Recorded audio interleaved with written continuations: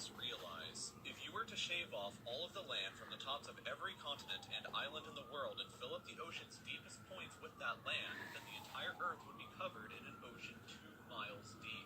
3/4 of our planet is already covered in water, though, and it goes a lot deeper than just 2 miles. Let's start with a sense of scale. This dot right here is the size of an average human. This slightly larger dot is the size of an elephant, and this is the size of the largest ship ever built, the Knock Nevis. With that in mind, let's start going underwater and see what we find out.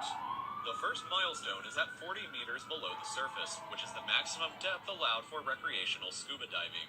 A little further down at 93 meters is where the wreck of the Lusitania was discovered, which is interesting because the Lusitania itself is 240 meters long, which means that it sank in water shallower than it is long, so if the ship was standing on its stern or bow, it would be sticking out of the water. Just slightly deeper than that, at 100 meters, is where diving can become seriously fatal if you're not careful because of decompression sickness. But that didn't stop a man named Herbert Nitsch to accomplish the free diving world record at a depth of 214 meters. This guy swam down to this level with just one single breath. But a little further down at 332 meters, we have the scuba diving world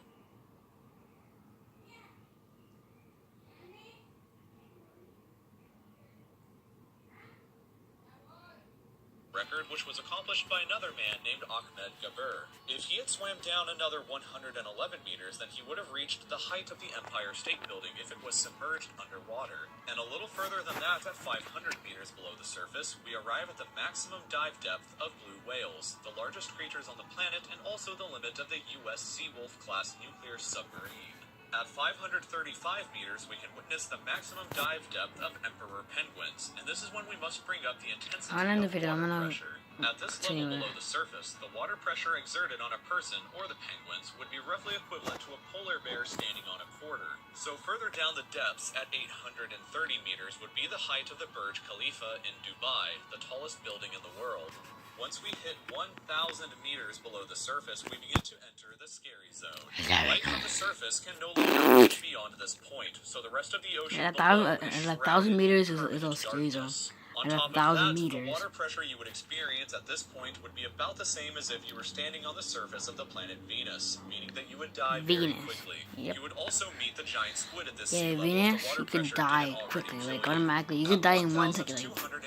At 1 second, it's it, you're dead. Yeah, once you're Venus, you're automatically dead. You die very quickly. Very quickly you'll die. Which I rather recommend you guys not to visit Venus. Like I really want you guys to not visit that planet, because that planet is like a bit deadly, because you would die there at Venus. Not Uranus, but Venus. Ever see this thing is with a flashlight. A little further down, at 2,250 meters, we would reach the maximum depth dived to by both sperm whales and the very frightening colossal squid. Sperm whales often have sucker marks and scars left on their bodies from battles with the colossal squid that likely take place at these incredible depths. The squids themselves can grow to be 14 meters long and weigh up to 750 kilograms with eyes the size of a dinner plate and razor-sharp sickles in the middle of their tentacles. So yeah, good luck with that down there. Way further down at 3,800 meters, we can find the wreck of the RMS Titanic. And a bit past that, at 4,000 meters, we start to enter the abyssal zone of the ocean. Water pressure is at an astonishing 11,000 pounds per square inch down here, and there are numerous strange, almost alien-like creatures that inhabit these depths, such as the fangtooth, anglerfish, and viperfish. Down at 4,267 meters is the average depth of the ocean, where you would normally expect to hit the floor, but there are parts of the ocean that go significantly deeper than even this. At 4,791 meters rests the wreckage of the battleship Bismarck, sunk during World War II, and way down at 6,000 meters is the beginning of the Hadal Zone, named after the underworld Hades itself. The water pressure down at these depths can become 1,100 times what you would experience way back on top at the surface, which is roughly equal to an elephant balancing on a postage stamp or a single person carrying the weight of 50 Boeing 747 jumbo jets. Down at these depths, you would be crushed immediately without any outside protection, but life still exists down here in various strange forms. At 6,500 meters, we reach the maximum depth that the DSV Alvin can dive to, a popular research submarine that helped to discover the Titanic.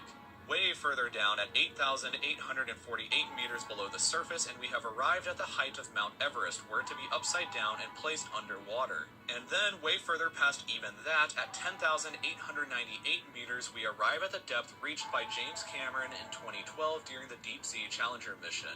The deepest point of the ocean yet reached by humans was back in 1960, though, when two men named Don Walsh and Jacques Piccard reached a depth of 10,916 meters using their Trieste submarine. It took them 5 hours to descend through the ocean to this depth, and they only stayed for 20 minutes before a window cracked and they began to resurface.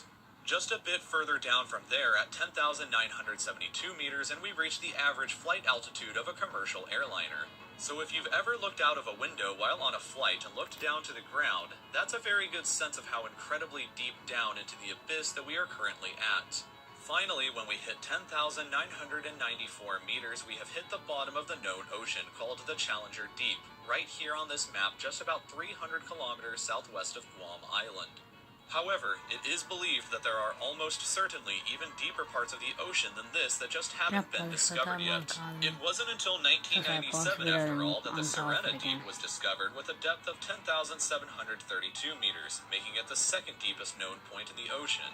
It is estimated that only about 5% of the ocean's floor has been accurately mapped, leaving the other 95% to be currently a mystery. It may be only a matter of time before an even deeper part of our ocean is found, and who knows what we may discover there. So thank you for taking the time to watch this video. If you'd like to stay up to date with videos in the future just like this one, then you can subscribe to my channel by clicking here. And if you'd like to see some similar videos in the meantime, then there are some older videos over here on the left. Thank you again so much for watching this video, and we'll see you again next time.